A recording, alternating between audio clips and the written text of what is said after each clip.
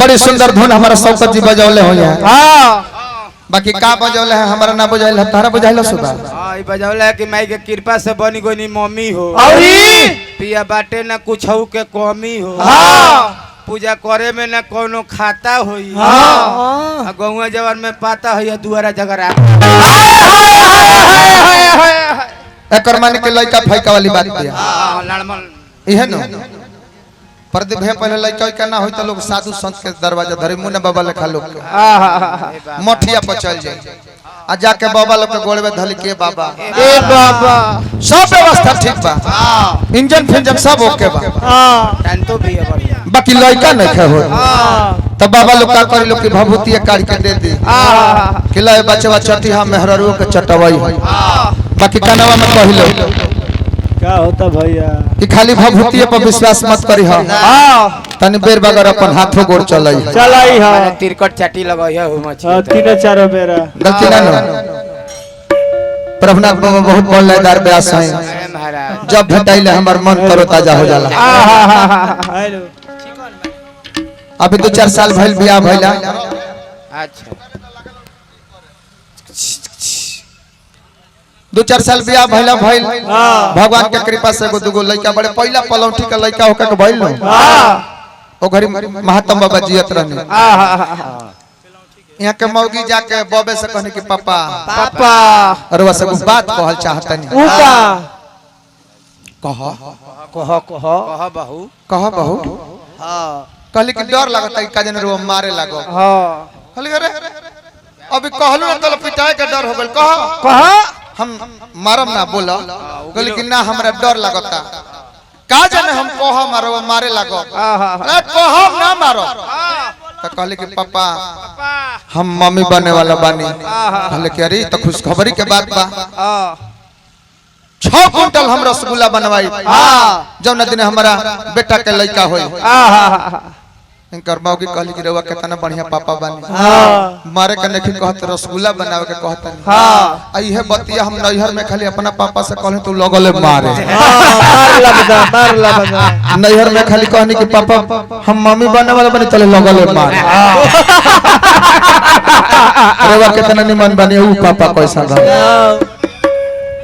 कैसा रोस दुनिया में कहे में कुर्ता भाई है सब का दुनिया हां इधर पैसा बचाओ का घर लमसम लोग कहता कहीं नौका हो पुरनका हो। हां बाकी नौका पुरनका कुछ नहीं के रह गले मलिकार। हां आज पुरनका के हमनी के कलम काट के नया क देतनी जा। हां कोनो गीत के मुड़ी ले लेतनी जा कोनो गीत के हाथ गोड़ अब जोड़ देतनी जा तो नया हो जाता। हां गलती कहत नहीं ना अभी पवन भैया बोले बड़े ना। हां कच कच मारो तरु आंख पियर फराक वाली। हां ये बेरा के गीत हो ना मनु बाबा ई गत्री बाबा के घरी के गीत हो। नदिया किनारे हमर गांव कान्हा होते आई ए बरा नया भइल ए बरा नया हो गइल बा।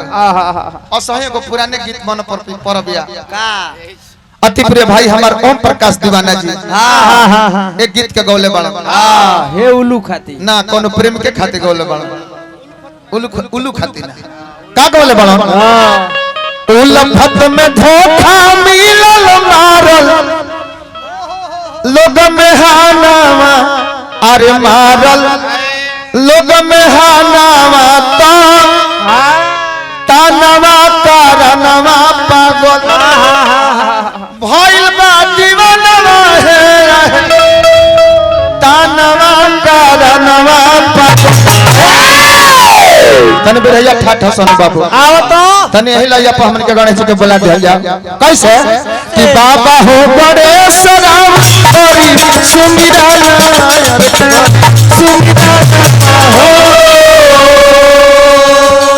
सुमिरन में आके तेरा आके तेरा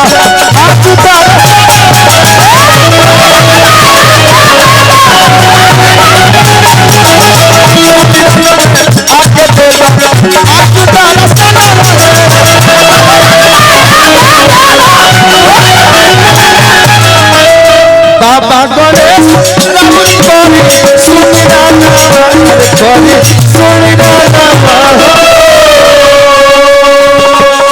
सुमिरन में आके देता सुमिरन में आके देता आज तारा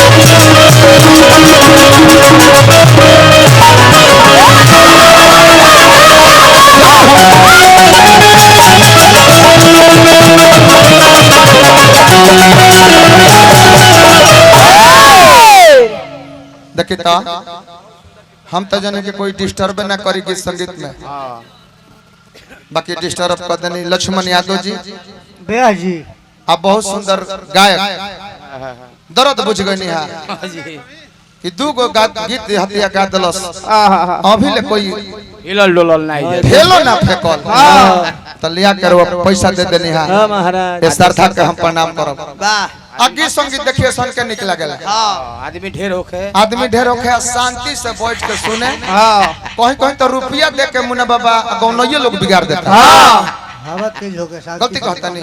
देखिए तो कितना सुंदर समाज जुटबा, हाँ। कोई 10 रुपया दे के हमने के डिस्टर्ब करे वाला नहीं है हाँ, कि प्यास खूब मितमिनान से गाओ लो हाँ। हमने के सुने खातिर तैयार बोलले बन जा भावा बहते बा हाँ सुंदर हवा बहुत है लाइन बाय लाइन गाओ लाइन बाय लाइन लगाओ। हाँ सादर स्वागत अभिनंदन जय जयकार बा। आहा आज विज्ञान बहुत आगे हो गए, बाकी विज्ञान आज फेल कब बा कब विश्व के प्रथम सर्जरी हमारा भोलानाथ के परिवार में भई रहे, अपने लड़का के मुड़ी काट दले रहले, आदमी के धर में हाथी के मुड़ी जोड़ाई और बोलत रहले गलती।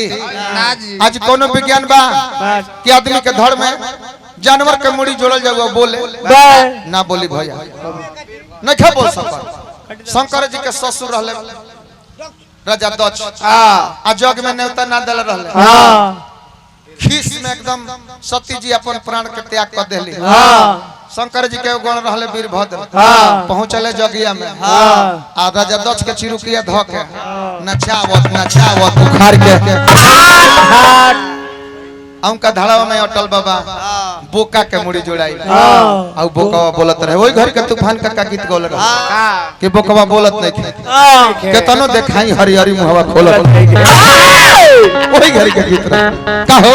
बाकी मंगल के देवता हमार गणेश बाबा है का मंगल के दाता हो विघ्नहर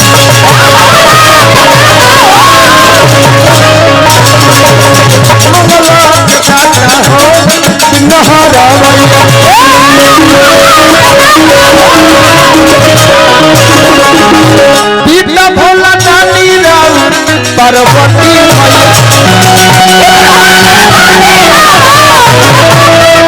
पीता भोला दानी राउर पार्वती मैया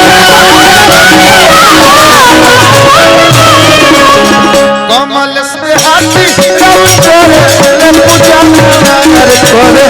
पूजा नामा हो सुमिरन में आके देता सुमिरन में आके देता आज तारा सना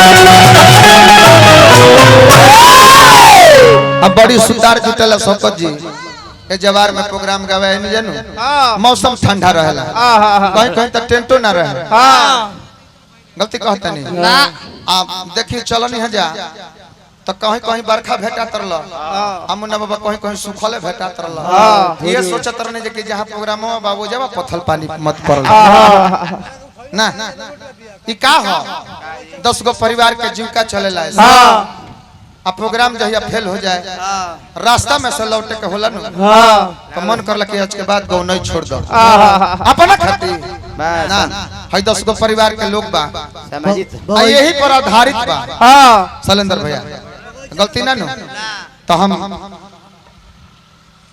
हरेंद्र भैया के कहम कि नाही हेतनो मौसम खराब होला में कार्यक्रम जियता एकरा के कम नहीं कहे के ना जी कलकार के पैसा फेर मिलल हमरा मनु बाबा बहुत सुंदर गायक अभी शायद रौरे के सट बाजत रहल ना विनीत संग भइल बा का सिंगले भइल बा अच्छा लागल बा त तनी एगो हुरका पका दो माई के पचारा और ओकरा बाद बाबा के दे देहल जाए का आहा